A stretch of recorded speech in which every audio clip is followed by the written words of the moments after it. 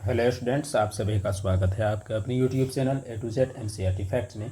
NTPC previous year MCQ series का आज हमारा चौथा वीडियो है, जिसमें 10 जून 2025 को ऑल शिफ्ट सभी शिफ्टों में आए हुए जीके के सभी सवाल, जिसमें करेंट अफेयर एक्सक्लूडेड रहेंगे, कि 80 प्लस जीके एमसीक्यू हम लोग कवर करने वाले हैं। तो चैनल में आप नए हैं तो ज़रूर आप जुड़ जाएं, चैनल को सब्सक्राइब करें और बाकी लोगों को ज़रूर शेयर करें। और वीडियो को शेयर करते हुए और लाइक करते हुए चलिए बढ़ते हैं आज के पहले सवाल की ओर। थोड़ा सा आपको टिकना पड़ेगा, अगर आप इस वीडियो में हैं, क्लिक किए हैं, तो जाहिर सी बात है कि आपका करने का इरादा भी होगा। तो सवाल क्या कहता है, पहला सवाल वो हम लोग देख लें। पहला सवाल कहता है कि सिस्टम दिनांक और समय बदलने के लिए किस विंडोज ऑपरेटिंग सिस्टम टूल का उपयोग किया जाता है। अगर आपको डेट और टाइम बदलना है तो कोई भी ऑपरेटिंग सिस्टम में कौन सा टूल का उपयोग करेंगे, file explorer, control panel, device manager या टास्क मैनेजर। तो इसमें जिस टूल का हम लोग उपयोग करेंगे उसे हम लोग क्या कहते हैं, कंट्रोल पैनल कहा जाता है।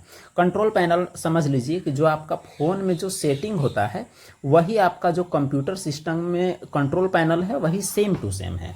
बाकी फाइल एक्सप्लोरर जो है ये आप वही समझ सकते हैं जिस प्रकार से आपका माई फाइल्स या फाइल मैनेजर जो होता है वही आपका ये होता है। अगला सवाल है आपका क्वेश्चन नंबर 2। सवाल यहाँ कह रहा है, यदि आप MS पावर पॉइंट 2019 में कीप सोर्स फॉर्मेटिंग ऑप्शन से टेक्स्ट को पेस्ट करते हैं तो क्या होता है। टेक्स्ट की फॉर्मेटिंग सोर्स की मूल फॉर्मेटिंग जैसी बनी रहती है, नहीं जहाँ से आप जिस वे में आप कॉपी करते हैं वैसा ही पेस्ट होता है, जैसा फॉन्ट साइज वगैरह रहता है। या टेक्स्ट का साइज स्लाइड में फिट होने के लिए एडजस्ट हो जाता है, या टेक्स्ट इमेज में बदल जाएगा, या टेक्स्ट डेस्टिनेशन स्लाइड में थीम फॉन्ट कलर को ही अपना लेगा। तो क्या होता है अगर आप माइक्रोसॉफ्ट पावर पॉइंट 2019 में कीप सोर्स फॉर्मेटिंग, देखिए यहाँ सोर्स फॉर्मेटिंग का मतलब है कि जैसा आप वहाँ से लाए थे वैसा ही हो जाना चाहिए। इसका मतलब ये है कि उसका जो फॉर्मेटिंग है मूल यानी जहाँ उसका स्रोत है वहाँ जैसा उसका भी बोल्ड था, इटालियन था, वैसा ही आपका रहेगा। तो अभी होगा आपका कीप सोर्स फॉर्मेटिंग। अगला सवाल है क्वेश्चन नंबर 3। सवाल कह रहा है कि नेपटूनियम और प्लूटोनियम जैसे तत्व कहाँ पाए जाते हैं। पिच ब्लेंड, समुद्री जल, ग्रेनाइट या फिर कोयला। नेपटूनियम और प्लूटोनियम जैसे तत्व अगर कहीं पाए जाते हैं तो वो क्या है, pitch blend. Pitch blend in दोनों तत्वों का अयस्क है कह सकते हैं। अगला सवाल क्वेश्चन नंबर 4। सवाल कह रहा है कि भारत की जलवायु को आकार देने में हिमालय की भूमिका में निम्न में से कौन सा शामिल नहीं है। उत्तर भारत में बर्फबारी में योगदान, मध्य एशिया से आने वाली ठंडी हवाओं को रोकना, दक्षिण पश्चिमी मानसूनी पवनों के लिए अवरोधक का काम करना, संवहन धाराएं बनना। थोड़ा सा इस बात को समझते हैं। देखिए ये जो आपका भारत है, भारत का इस क्षेत्र में आपका हिमालय है। अब हिमालय जो आपका इस क्षेत्र में है तो देखिए उत्तर से आने वाली हवाओं को रोकता है, इसका मतलब अवरोधक का काम। ये मध्य एशिया से आने वाली ठंडी पवनों को रोकता है, ये तो सही है। अब उसके बाद उत्तर भारत में बर्फबारी कराता है, क्योंकि ऊंचाई बढ़ने के साथ साथ तापमान में कमी होती है, हर 1 किलोमीटर में 6.5 डिग्री तापमान घटता है। और उसके बाद मानसूनी पवन के लिए अवरोधक का भी काम करता है। तो हिमालय का ये तीनों बात तो सही है, और यहाँ गलत वाले को तलाशना है। संवहन धाराएं बनना ये हिमालय की वजह से तो नहीं होता, इसीलिए होगा इसका यही जवाब। अगला सवाल आपके सामने है। सवाल कह रहा है कि भारत का कौन सा शहर लौटते हुए मानसून यानी रिट्रीटिंग मानसून की वर्षा से सबसे ज़्यादा प्रभावित होता है। भोपाल, चेन्नई, जयपुर या फिर मुंबई। तो जो मानसून जो होता है, मानसून एक घटना है जो कि लगभग 1 जून से केरल की ओर से आता है। अब देखिए यहाँ से आपका बढ़ रहा है मानसून, इस प्रकार से बढ़ रहा है, तो ये तो आपका जाता हुआ मानसून है। यहाँ पर बढ़ता हुआ मानसून से वर्षा नहीं होती, लौटता मानसून से वर्षा इधर जरूर होता है। तो यहाँ पर कौन सा शहर है आप गौर कर सकते हैं, यहाँ पर आपका चेन्नई है। तो लौटता मानसून से सबसे ज़्यादा प्रभावित होने वाला शहर अगर भारत का कोई है तो वो आपका चेन्नई हुआ। अगला सवाल है क्वेश्चन नंबर 6। खाली जगह के लिए न्यायिक समीक्षा आवश्यक होती है। न्यायालयों के कार्यभार कम करने, संसदीय संप्रभुता को प्रतिस्थापित करने, कार्यपालिका की शक्तियों में वृद्धि, संविधान की सर्वोच्चता कायम रखने। सबसे पहली बात, न्यायिक समीक्षा क्या होती है। न्यायिक समीक्षा जैसे मान के चलिए कि संसद जो हमारे देश में है, संसद को हक है कानून बनाने का। अब संसद जो है वो कोई लॉ बनाता है, और अगर वो लॉ संविधान के अनुसार राइट है या फिर रॉन्ग है, इसका समीक्षा को ही क्या कहा जाता है, न्यायिक समीक्षा कहा जाता है। तो संविधान का सर्वोच्चता को बरकरार रखने के लिए न्यायिक समीक्षा आवश्यक होती है, और इसका तो और कोई वजह नहीं बनता है। अगला सवाल है क्वेश्चन नंबर 7। निम्न में से कौन सा कीबोर्ड शॉर्टकट MS Excel 350 में प्रिंट डायलॉग बॉक्स ओपन करता है, यानी प्रिंट करने के लिए कौन सा शॉर्टकट यूज करेंगे, control P, control O, control N, control S. तो सही जवाब आपका हो जाएगा control P is for printing.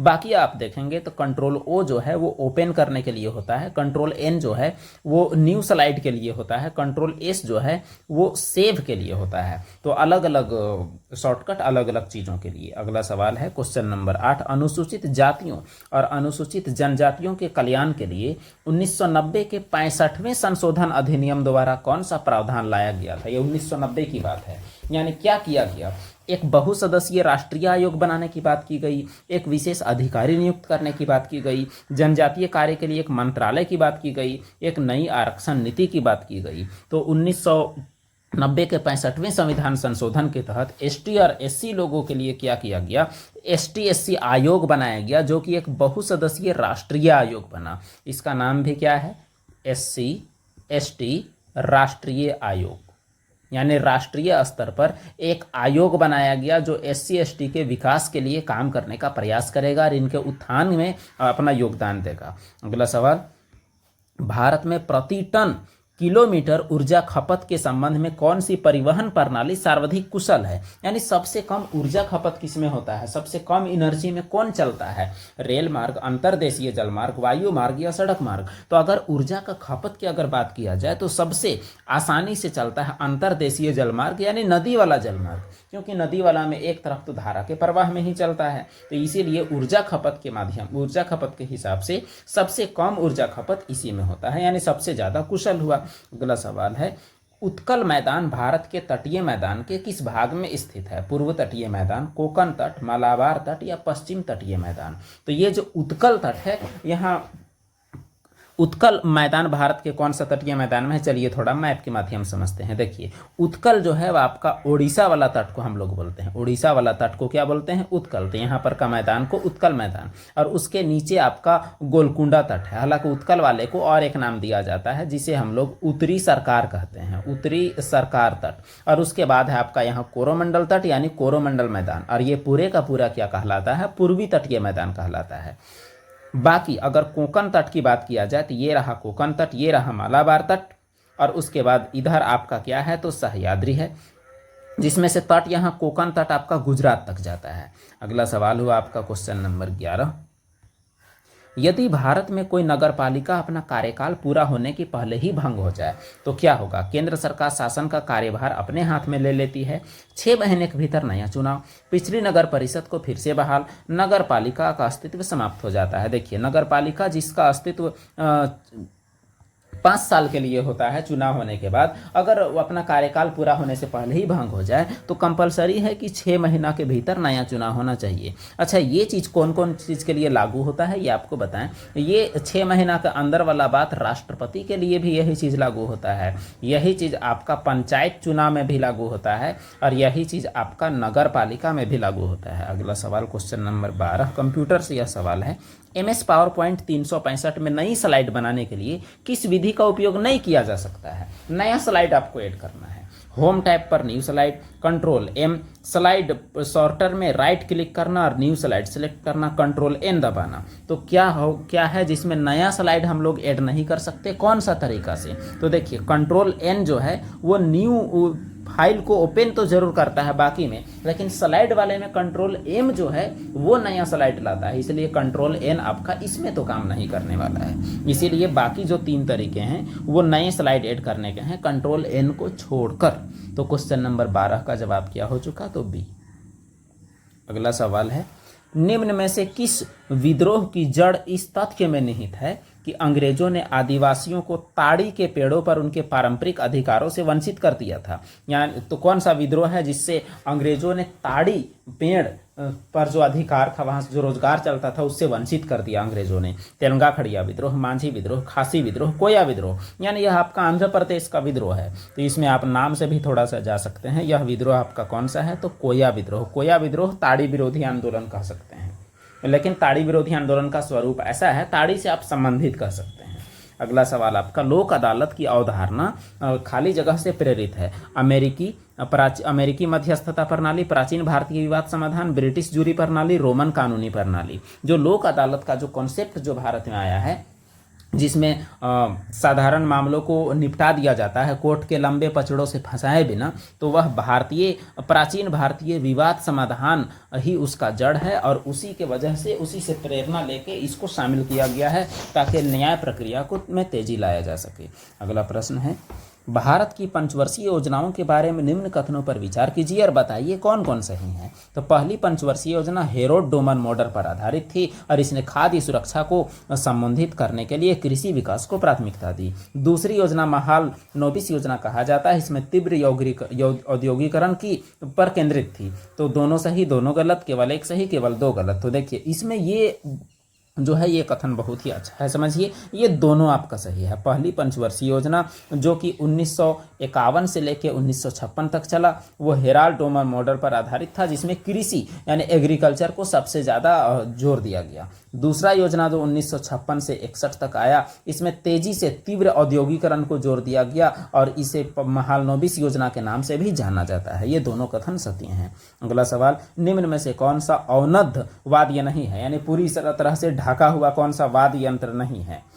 डमरू, तबला, ढोल या मंजीरा। देखिए ये तो तीनों आपका ढका हुआ है, ये तीनों के तीनों आपका कवर्ड रहता है मंजीरा को छोड़ के। मंजीरा को एक दूसरे से बचड़ के बजाया जाता है। अगला सवाल है क्वेश्चन नंबर 17, यदि आप MS एक्सेल 365 में किसी वर्कबुक को इस प्रकार सहेजना चाहते हैं कि केवल देखने की अनुमति हो, एडिटिंग प्रतिबंधित हो, यानी आप सेव करना चाहते हैं और कहीं भी आप भेजें, तो आप ऐसा सिस्टम चाहते हैं कि उसमें कोई एडिट ना कर सके, उसको केवल देख सके, तो आपको कौन सा फीचर का उपयोग करना चाहिए? Read aloud, read only mode, freeze panes या प्रिंट लेआउट। तो देखिए ऐसे कंडीशन में आपको रीड ओनली मोड अगर आप ऐड कर दीजिएगा, उसमें अगला केवल पढ़ पाएगा, उसमें एडिट नहीं कर पाएगा।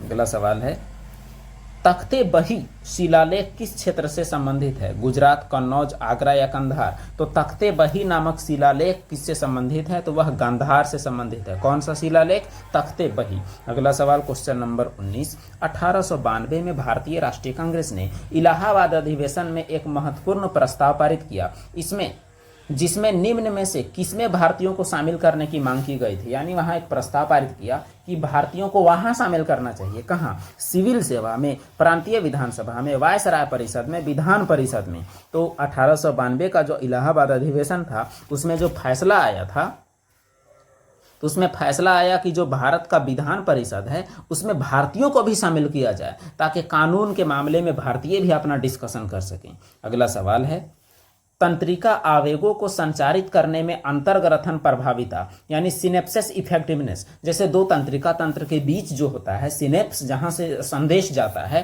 को प्रभाविता सर्वाधिक महत्वपूर्ण रूप से किसके द्वारा निर्धारित होती है? यानी सबसे बेस्ट कौन एक्सप्लेन कर रहा है या किसके द्वारा प्रभावित होती है कि कितना तेजी से वो जाएगा? तंत्री पेशी की सांद्रता और पोस्ट सिनेप्टिक झिल्ली में ग्राहियों की संख्या, ध्रुमाकृति के साथ माइलिन अच्छत की उपस्थिति, ध्रुमाकृतिक शाखा यानी डेंड्राइटिक एर्बोरिसेशन की लंबाई या तंत्रिकाक्ष का व्यास। तो किसमें निर्भर करता है कि कितना तेजी से इंफॉर्मेशन जाएगा? तो यह निर्भर करता है कि तंत्री प्रेसी यानी जो चीज से संदेश जाता है उसका सांद्रता क्या है, वो चीज कितना है और उसमें ग्राहियों की संख्या कितना है, यानी एक्सेप्टर कितना है और भेजने वाला कितना है, तंत्री प्रेसी। उसी में निर्भर करता है कि संदेश का आवागमन किस दर पर होगा।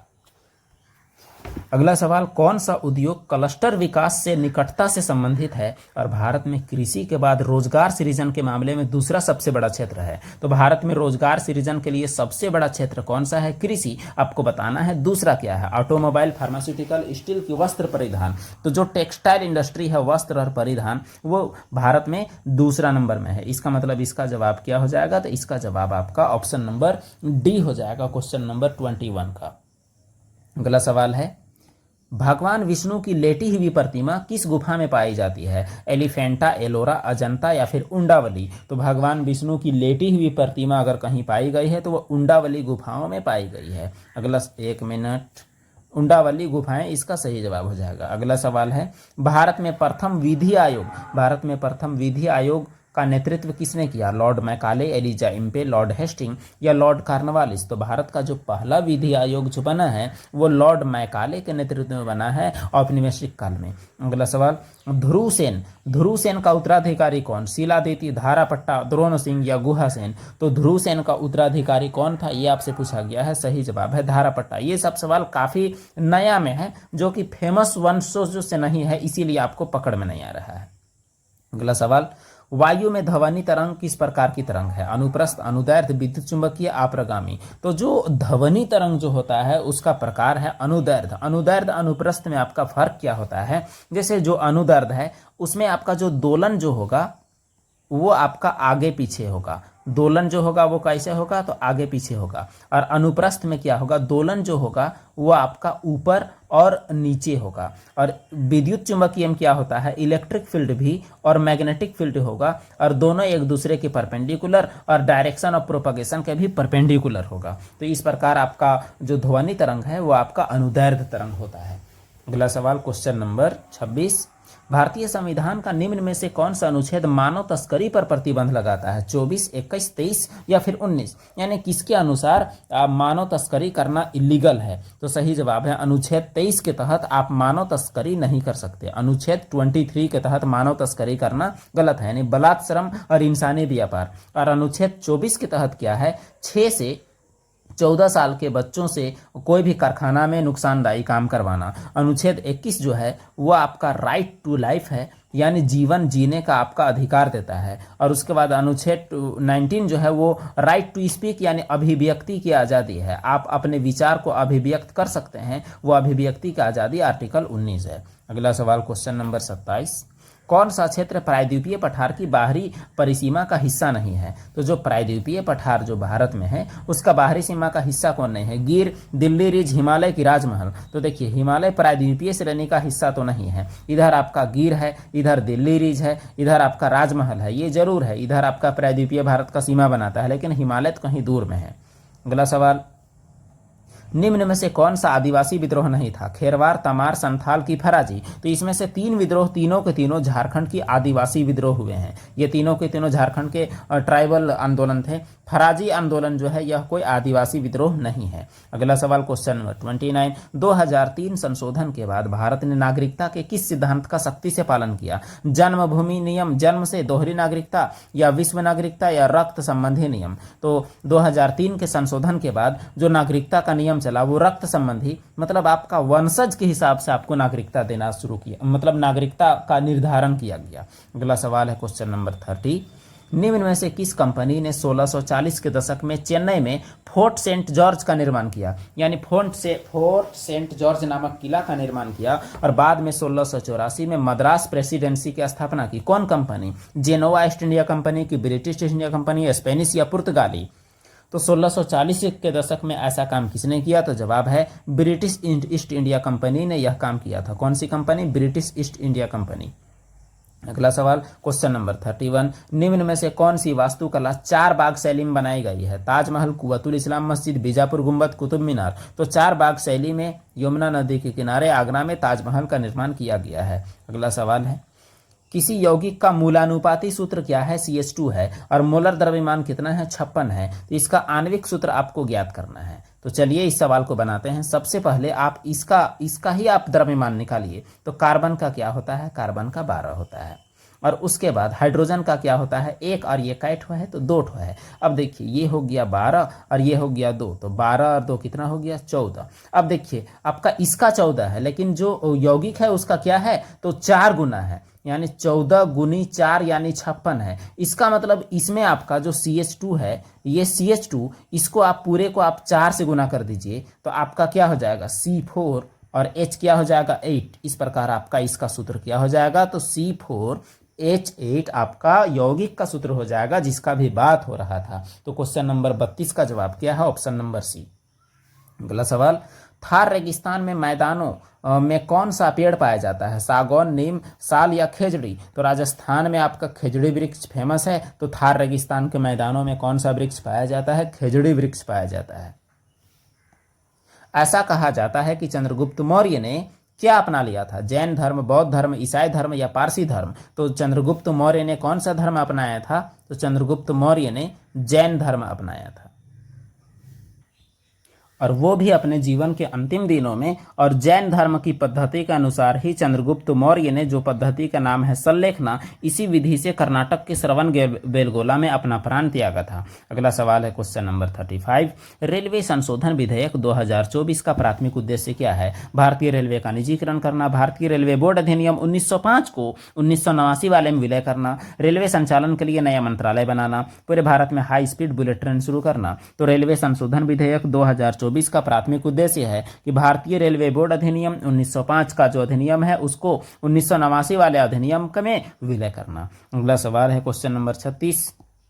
डीएनए में मानक क्षारक युग्मन यानी स्टैंडर्ड बेस पेयरिंग जो डीएनए में होता है, थाइमिन, यूरासिल वगैरह का, तो किस प्रकार के आबंधन के कारण होता है? यानी डीएनए में जो क्षार का युग्मन जो है वो आपका जैसे एटीजीसी आपका होता है डीएनए में, एक मिनट आपको बताएं, डीएनए में होता है एटीजीसी और आरएनए में आपका क्या होता है? एयूजीसी। इसमें आपका जो एटीजीसी है एडिनोसिन, थायमिन, गुआनिन और साइटोसिन, और आरएनए में क्या होता है? एडिनोसिन, यूरासिल, गुआनिन और साइटोसिन। अब इसमें से जो आपका पेयरिंग जो बनता है ये कौन सा बंधन से बनता है, यही आपसे सवाल पूछा गया है। सहसंयोजक, वांडरवाल, आयन या फिर हाइड्रोजन बॉन्ड? तो सबसे मजबूत बंधन कहे जाने वाले हाइड्रोजन बॉन्ड इसके आधार बनाते हैं, इसीलिए जवाब आपका ऑप्शन नंबर 4 में मौजूद हाइड्रोजन बॉन्डिंग हो जाएगा। अगला सवाल है क्वेश्चन नंबर 37। कौन सा निकाय मुख्य रूप से भारतीय संविधान के अनुच्छेद 243W के माध्यम से प्रदत्त शक्तियों का प्रयोग करता है? विधानमंडल, नगर निगम, पंचायती राज की भारत का सांसद? तो 243W में जो शक्ति दिया गया है उसका प्रयोग कौन करता है? तो सही जवाब है नगर निगम का प्रावधान है 243W में, यानी नगर निगम की शक्तियों का। क्वेश्चन नंबर कौन सा है? 37। ठीक है, अगला सवाल। सिंधु घाटी सभ्यता के किस स्थल पर बड़ी संख्या में टेराकोटा के खिलौने पाए गए? राखीगढ़ी, लोथल, मोहनजोदाड़ो या कालीबंगा? तो टेराकोटा के खिलौने सर्वाधिक मात्रा में कहीं पाए गए, तो वो जगह था हड़प्पा सभ्यता का सबसे बड़ा जगह मोहनजोदाड़ो में। अगला सवाल है, भारत की जनसंख्या के वितरण के संदर्भ में कार्यिकी घनत्व यानी फिजियोलॉजिकल डेंसिटी शब्द का मतलब क्या है? डॉक्टर, कृषिगत भूमि की इकाई, गृहस्थी, अस्पताल में बिस्तर? तो देखिए, जो कार्यिकी घनत्व है वो बताता है कि कृषिगत भूमि की इकाई कितनी है, यानी देश में जनसंख्या के आधार पर खेती करने लायक जमीन कितना है और उसमें कितना खेती हो रहा है। भारत में कौन सी क्रांति मत्स्य उद्योग के विकास से संबंधित है? पीली, हरित, श्वेत या फिर नीली? तो नीली क्रांति मछली उत्पादन से संबंधित है। बाकी हरित क्रांति आपका अनाज से है, श्वेत क्रांति आपका किससे है? तो दूध से है, और पीली क्रांति आपका तिलहन से है। अगला सवाल, एक लंबे समय तक एमएस वर्ड डॉक्यूमेंट में उत्पाद नाम पर कई इंटेंसेस एक विशिष्ट कैरेक्टर स्टाइल लागू की गई है। एक लंबे एमएस वर्ड में, लंबा एमएस वर्ड जो है उसका उत्पाद नाम पर कई इंटेंसेस एक विशिष्ट कैरेक्टर स्टाइल लागू की गई है। यदि उत्पाद नाम के इन सभी इंटेंसेस का फॉन्ट और रंग बदलने की जरूरत है, यानी जहां जहां भी ऐसा किया गया है वहां वहां फॉन्ट और रंग बदलना है, यानी पूरा एमएस वर्ड का फाइल है वहां बहुत सारे पेज में कोई स्पेशल डिजाइन का अक्षर जोड़ा गया है, तो सबसे बढ़िया तरीका क्या है कि सबको बदला जाए? फॉर्मेटिंग विकल्प के साथ फाइंड एंड रिप्लेस, या फिर प्रत्येक इंटेंस को मैनुअल रूप से चुन के बदलना, कि फॉर्मेट पेंटर का उपयोग करके इंटेंस में फॉर्मेट को कॉपी करना और अन्य इंटेंस पर लागू करना, कि कैरेक्टर स्टाइल की परिभाषा को संशोधित करना। तो जो सबसे बेस्ट तरीका और सबसे आसान तरीका इसका है कैरेक्टर स्टाइल की परिभाषा को संशोधित करना, यानी उसका जो भी तरीका उसमें अपनाया गया है, जो भी फॉन्ट, जो भी कलर लिया गया है उसी को आप अपडेट कर दीजिए, बस आपका आसानी से हो जाएगा। अगला सवाल है क्वेश्चन नंबर 42। यदि कोई ई उपयोगकर्ता किसी फाइल का नाम उस फोल्डर में मौजूद फाइल के समान नाम से रीनेम करने का प्रयास करता है तो क्या होगा? यहाँ पूछ रहा है कि मान के चलिए एक फाइल है, उस फाइल में कोई चीज किसी नाम से है, जैसे अल्फाबेट। अब फिर से आप अगर अल्फाबेट नाम से कोई सेव करते हैं, इमेज हो, वीडियो हो, कोई भी चीज, तो क्या होगा? फाइल एक्सटेंशंस बदल जाएगा। विंडोज एक त्रुटि पेश करेगा कि ये file with this name already exist, या विंडोज एक नए फाइल नेम में एक संख्या जोड़ेगा जैसे डॉक्यूमेंट 2 या टेक्स्ट, या विंडोज दोनों फाइलों के कंटेंट को मर्ज कर देगा। तो विंडोज़ में जब हम लोग ऐसा करते हैं तो क्या होता है, डबल फाइल सेम नाम से ये करेंगे तो एक त्रुटि आएगा सबसे पहले कि file with this name already exist. अगर आप ओवरराइट कीजिएगा तब जाके ये होगा ऑप्शन नंबर 3 वाला। अगला सवाल है, भारत में पंचायती राज व्यवस्था का कौन सा स्तर पूरे जिले में शासन के लिए शामिल होता है? ग्राम पंचायत, जिला पंचायत, ग्राम सभा या ब्लॉक समिति? तो पूरा जिला के लिए जिम्मेवार होता है जिला परिषद। ग्राम पंचायत ग्राम स्तर पर, और ब्लॉक समिति यानी प्रखंड समिति जो होता है वो आपका प्रखंड स्तरीय होता है, यानी त्रिस्तरीय पंचायत व्यवस्था में। निम्न में से कौन सा कथन कंप्यूटर सिस्टम में वॉन न्यूमैन और हार्वर्ड आर्किटेक्चर के बीच अंतर को सर्वोत्तम ढंग से व्यक्त करता है? जो कंप्यूटर का आर्किटेक्चर है, जो डिजाइन है, एक है वॉन न्यूमैन का डिजाइन और एक है हार्वर्ड का डिजाइन। तो बात यह है कि दोनों में फर्क क्या है ये बताना है। तो ऑप्शंस तो बहुत लंबे लंबे हैं। हार्वर्ड आर्किटेक्चर निर्देशों और डाटा को एक साथ प्राप्त करने की सुविधा देता है, जिसमें संभावित रूप से प्रदर्शन में सुधार होता है, जबकि वॉन न्यूमैन में क्या आमतौर पर एक ही मेमोरी स्पेस में से क्रमिक रूप से प्राप्त करता है। हार्वर्ड और वॉन न्यूमैन की तुलना में, यानी हार्वर्ड जो है वॉन न्यूमैन की तुलना में अधिक जटिल है। वॉन न्यूमैन आर्किटेक्चर निर्देशों और डाटा के लिए अलग अलग एड्रेस, जबकि हार्वर्ड में एक ही एड्रेस। वॉन न्यूमैन का उपयोग मुख्यतः आधुनिक माइक्रो कंट्रोलर में किया जाता है, जबकि हार्वर्ड का उपयोग सामान्य प्रयोजन वाले कंप्यूटरों में प्रचलित है। तो आखिर दोनों में क्या फर्क है यह आपका अंतर बताना है। तो पहला वाला जो ऑप्शन है ये अंतर को सबसे बेहतर ढंग से डिनोट करता है कि हार्वर्ड आर्किटेक्चर निर्देशों और डाटा को एक साथ प्राप्त करने की सुविधा देता है और वॉन न्यूमैन उसे क्रमिक रूप से व्यवस्थित करता है। अगला सवाल है, क्वेश्चन नंबर 45 सवाल कह रहा है कि नेपटूनियम के संदर्भ में कौन सा कथन सही है? इसके बारे में मेंडलीफ के समय जानकारी थी। यह स्थिर है, यह पिच ब्लेंड में पाया जाता है, यह गैर अभिक्रियाशील तत्व है। देखिए पीछे ही आपको ये मिल गया है पहले शिफ्ट में, और ये दूसरे शिफ्ट में आपको दिख गया कि पिच ब्लेंड में पाया जाने वाला एक तत्व है। यही बात तो सही है, प्लूटोनियम और नेपटूनियम की बात की गई है। अगला सवाल है क्वेश्चन नंबर 46, निम्न में से कौन सा बिहार का वह पुराना जमींदार मीर था? अच्छा, जमींदार था जो 1857 के विद्रोह के दौरान सिपाहियों में शामिल हो गया और कई महीनों तक अंग्रेजों से लड़ता रहा। बख्त खां, अहमदुल्ला शाह, कुंवर सिंह, तात्या टोपे। तो बिहार का कौन जमींदार था जो 1857 के दौरान पूरा अपना लड़ाई लड़ा? तो सही जवाब है कौन? जगदीशपुर के वीर कुंवर सिंह। अगला सवाल है क्वेश्चन नंबर 47, निम्न में से क्या भारत में न्यायिक समीक्षा का एक कारण है? न्यायिक समीक्षा क्यों किया जाता है? देखिए पिछले शिफ्ट में भी इससे सवाल था। संविधान की सर्वोच्चता और मौलिक अधिकारों की रक्षा, न्यायपालिका को कानून बनाने की अनुमति देना, संसद की सर्वोच्चता सुनिश्चित करना, केंद्र और राज्य के बीच संघीय संतुलन बनाए रखना। न्यायिक समीक्षा का एकमात्र उद्देश्य बस यही बात, संविधान की सर्वोच्चता और संविधान न्यायपालिका ही मौलिक अधिकारों की रक्षा करता है, तो इसलिए भी इसका रोल है। तो क्वेश्चन नंबर 47 का सही जवाब आपका ऑप्शन नंबर ए हो गया। अगला सवाल चलते हैं, भारत में केरल के नेमम में स्थित नीरामंकर मंदिर किस प्रकार का देव मंदिर माना जाता है? निरंधर, संधर, सर्वतोभद्र या फिर मंडप प्रकार, यानी मंदिर का जो प्रकार है इसमें से किस प्रकार का मंदिर यह माना जाता है? तो सही जवाब है यह संधर प्रकार का मंदिर है। मंदिरों के प्रकार में यह नीरामंकर मंदिर जो केरल के नेमम में है वो संधर प्रकार का मंदिर है। अगला सवाल, राष्ट्रों में वैश्वीकरण का बढ़ावा देने के लिए विश्व व्यापार संगठन यानी वर्ल्ड ट्रेड ऑर्गेनाइजेशन WTO की स्थापना किस वर्ष की गई? 2000, 1995, 2001 या फिर 1991? तो देखिए 1995 के 1 जनवरी, इसका डेट भी है आपका 1 जनवरी 1995 को WTO की स्थापना की गई। और WTO की स्थापना GATT general agreement on tariff and trade के जगह पर की गई थी। यानी WTO का जो बपौती संस्था है वो कौन है? पैतृक संस्था, वो आपका GATT है।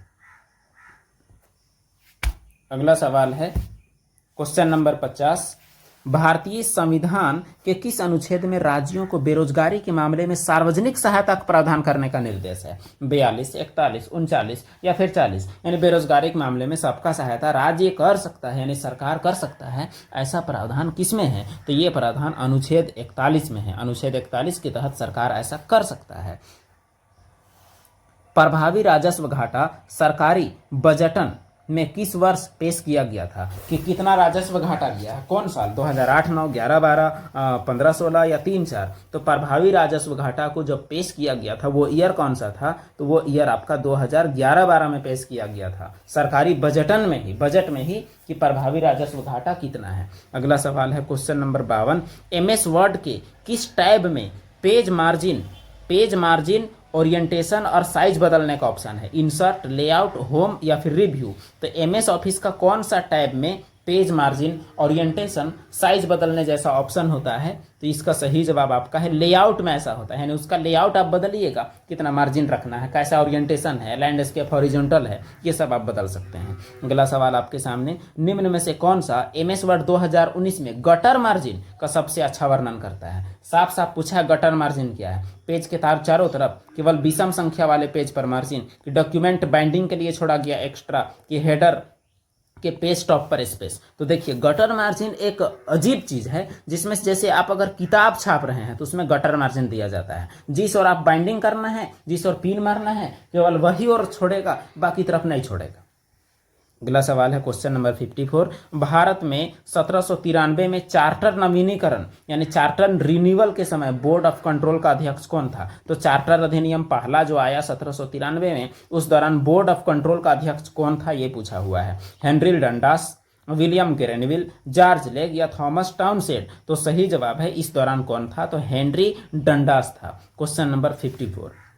अगला सवाल क्वेश्चन नंबर 55, भारत में न्यायपालिकाएं मुख्य रूप से किसके लिए जिम्मेवार है? चुनाव आयोजित, सभी पत्तनों पर नियंत्रण, रक्षा संबंधी, नगरपालिका गतिविधियों का प्रबंध? अच्छा, नगरपालिकाएं, न्यायपालिका गलती से बोल दी। नगरपालिकाएं मुख्य रूप से किसके लिए जिम्मेवार है? छोटे नगरों या शहरों या कस्बों का प्रशासन? तो जो नगरपालिका जो है वो क्या देखता है आखिर? वो देखता है छोटा शहर और नगर में प्रशासन कैसे होगा, उसको देखता है नगरपालिका या नगर निगम। तो नगर निगम बड़े शहर का देखता है और नगर पालिका छोटे शहर का देखता है। अगला सवाल, इनमें से कौन सा बंदरगाह पश्चिमी तटीय मैदान पर है? पारादीप, कोचीन, चेन्नई या विशाखापट्टनम? तो कोचीन बंदरगाह केरल के साइड में है। देखिए पश्चिमी तटीय मैदान में यहाँ पर कौन है? तो यहाँ पर आपका कोचीन है। बाकी ये पारादीप हुआ, ये चेन्नई हुआ, यहाँ पर आपका विशाखापट्टनम हुआ, तो ये सब है पूर्वी तट के, और ये क्या है? तो ये आपका पश्चिमी तट का है। अगला सवाल है क्वेश्चन नंबर 57, गरीबी रेखा से नीचे रहने वाले व्यक्तियों की संख्या को ध्यान में रखते हुए गरीबी की गहराई को मापने के लिए किस सांख्यिकीय संकेतन का उपयोग किया जाता है? हेड काउंट, प्रसृततानुपात, गिनी गुणांक, गरीबी अंतराल सूचकांक? यानी कितने लोग गरीब हैं इसका गणना करने के लिए कौन सा सांख्यिकीय आंकड़ा का उपयोग किया जाता है? तो जवाब है गरीबी अंतराल सूचकांक यानी पोवर्टी गैप इंडेक्स का उपयोग किया जाता है। Question number 57। अगला सवाल है आवर्त नियम ने मूलतः कितने प्राकृतिक रूप से पाए जाने वाले तत्वों के बीच समानता प्रकट की? 96, 91, 89 या 94? आवर्त नियम यानी जो तत्वों का वर्गीकरण से संबंधित आवर्त का नियम है वो कितना तत्व के बीच समानता प्रकट किया? तो सही जवाब है 94 तत्वों के बीच वो समानता प्रकट किया। ये बात हो रहा है मोसले का नियम यानी आधुनिक आवर्त सारणी पर आधारित बात कर रहा है। अगला सवाल, उत्तरी मैदान की कुल लंबाई कितनी है? उत्तरी मैदान यानी ये वाला मैदान की बात किया गया है। 1500, 2000, 1200, 2400, तो ये कितना लंबाई है? तो 2400 लंबाई है। और चौड़ाई की बात किया जाए तो 320 से लेके 400 किलोमीटर तक इसका चौड़ाई है अलग अलग जगह। अच्छा 320 नहीं, 80 से 320 से 400 है। अगला सवाल है MS पावरपॉइंट 2019 प्रेजेंटेशन में नई स्लाइड ऐड करने का सही तरीका क्या है? कंट्रोल N, स्लाइड पर राइट क्लिक करें, कॉपी करें, होम टैब पर जाएं, न्यू स्लाइड, या ऑल्ट F4? तो देखिए इसके लिए होम पर जाएं और न्यू स्लाइड सेलेक्ट करें। इसमें आपको न्यू स्लाइड आपको मिल जाएगा। कंट्रोल N में भी आपको न्यू स्लाइड नहीं मिलेगा, राइट क्लिक कॉपी में नहीं मिलेगा, ऑल्ट F4 में तो ये बंद ही हो जाएगा। तो न्यू स्लाइड भला कैसे मिलेगा? अगला सवाल है क्वेश्चन नंबर 61। अगला सवाल है फ्रैंकोइस मार्टिन ने किस वर्ष पांडिचेरी की स्थापना की जो बाद में भारत में फ्रांसीसियों का मुख्यालय बना? 1794, 1762, 1674 या 1612? इसमें आप एक चीज़ और सीख रहे हैं कि जो पांडिचेरी का संस्थापक कौन? तो फ्रैंकोइस मार्टिन। अब जवाब है आपका कब, सवाल है आपका कब, ये आपको बताना है। तो इसका सही जवाब है 1674 में ऐसा हुआ इसका स्थापना। और ये पांडिचेरी 1954 तक फ्रांसीसियों के कब्जे में रहा और 1954 में इसे भारतीय टेरिटरी में शामिल किया गया। अगला सवाल है, गिरीश कर्नाड ने अपनी रचनाओं के माध्यम से किस स्थानीय भाषा के साहित्य में सबसे अधिक योगदान दिया? यानी कुल मिला के पूछा है कि गिरीश कर्नाड किस भाषा से हैं, मलयालम, कन्नड़, तेलुगु या फिर तमिल। तो सही जवाब है ये कौन से भाषा से हैं, ये कन्नड़ भाषा से हैं, यानी कर्नाटक वाले भाषा से संबंधित है भाई साहब। अगला सवाल है, सतपुड़ा पर्वतमाला का उच्चतम बिंदु कौन सा है? पारसनाथ, धूपगढ़, माउंट आबू, अनायमुडी। तो इसका सही जवाब है सतपुड़ा का कौन है? तो धूपगढ़। बाकी का देख लें, ये जो पारसनाथ है ये आपका झारखंड की सबसे ऊंची चोटी है। ये माउंट आबू जो है वो अरावली पर्वत श्रृंखला की सबसे ऊंची चोटी है। और ये अनायमुडी जो है वो आपका अन्नावलाई पर्वत श्रृंखला की सबसे ऊंची चोटी है। और ये धूपगढ़ तो आप देख ही लिए सवाल में, ये सतपुड़ा पर्वतमाला की सबसे ऊंची चोटी है। तो ये चारों चीज़ आप सीखे जो ये आपके लिए काफ़ी यूजफुल है। अगला सवाल है, उद्यमी भारत मुद्रा योजना, आपात क्रेडिट लाइन गारंटी योजना, स्फूर्ति और रैंप योजनाएं किस क्षेत्र के विकास से जुड़ी है? लोहा, स्टील, खनन, सूक्ष्म लघु मध्यम उद्योग, औषधि और फार्मास्यूटिकल। तो देखिए ये सभी जो हैं ये सूक्ष्म लघु और मध्यम उद्योग से जुड़ी हुई योजनाएं हैं।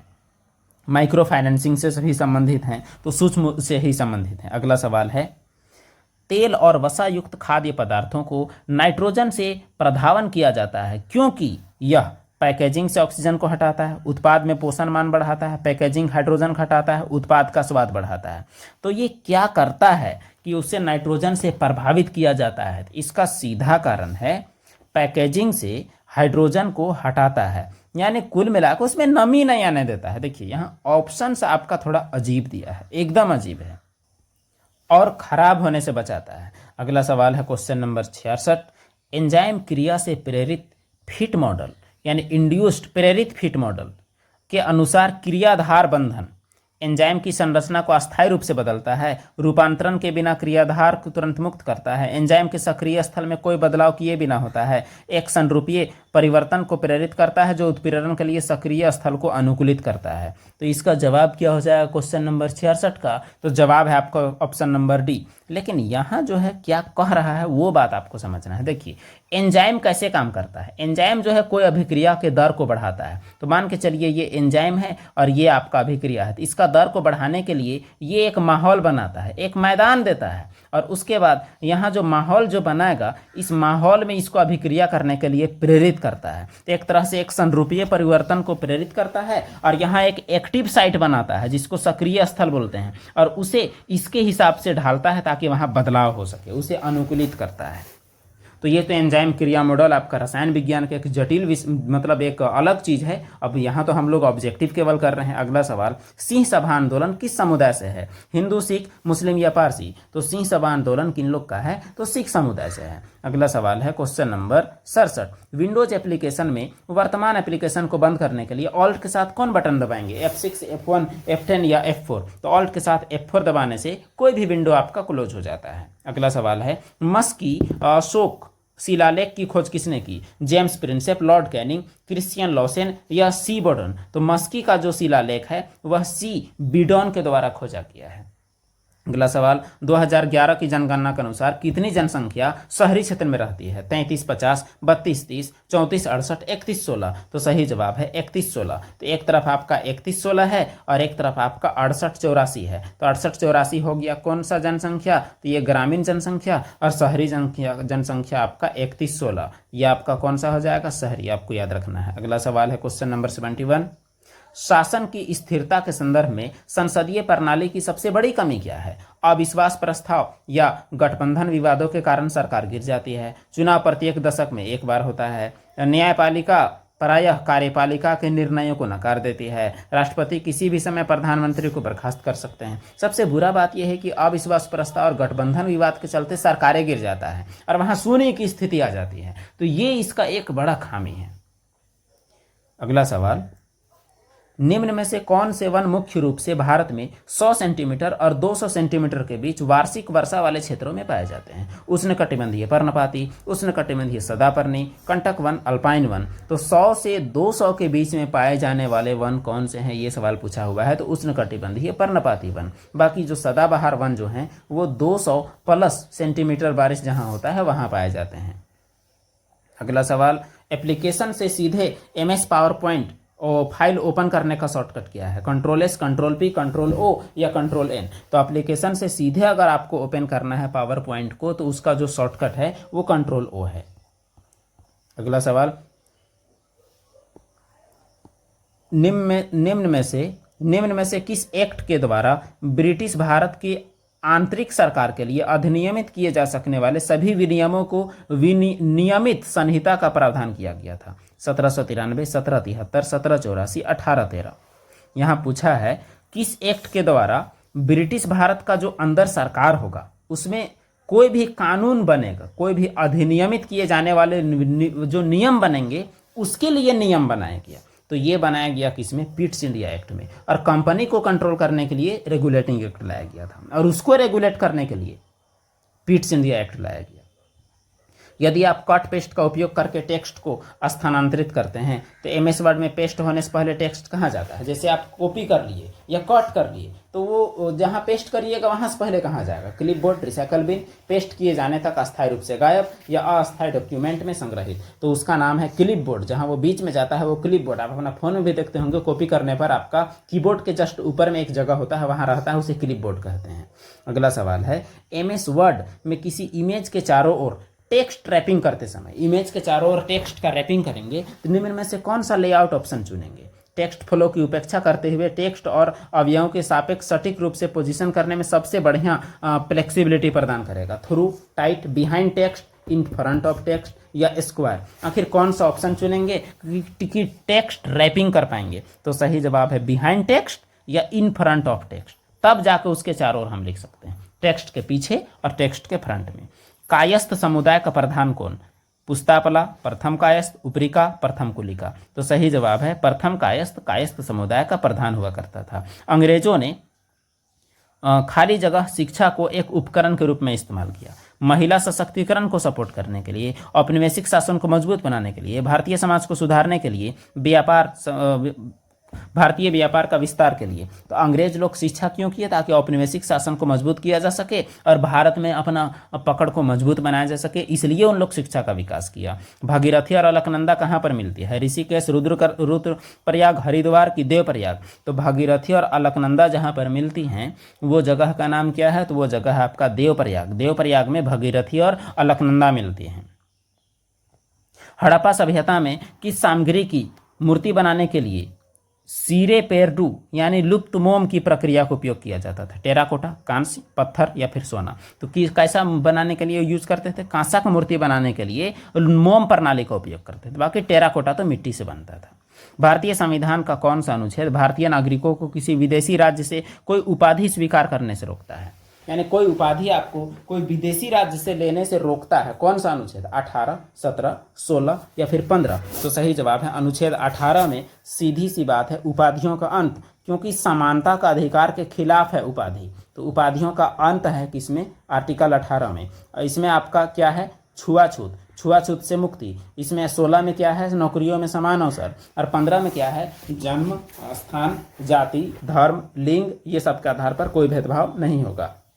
तो ये रहा आपका 81 सवाल। तो 81 MCQ जो आप देखें ये NTPC में आए हुए थे कौन तारीख के? तो 10 जून 2025 के ये आए हुए प्रश्न हैं। तो उम्मीद करते हैं कि आपको ये सवाल अच्छे लगे होंगे, एग्जाम में तो आपका काम आएगा ही। वीडियो देखने के लिए आप सभी का धन्यवाद। जो भी आपको गलती लगे, जो भी आपको अलग लगे या जो भी सही भी, जैसा भी आपको वीडियो लगा हो आप कमेंट बॉक्स में जरूर बताएं। फिर मिलते हैं हम लोग अगले वीडियो में नए टॉपिक के साथ।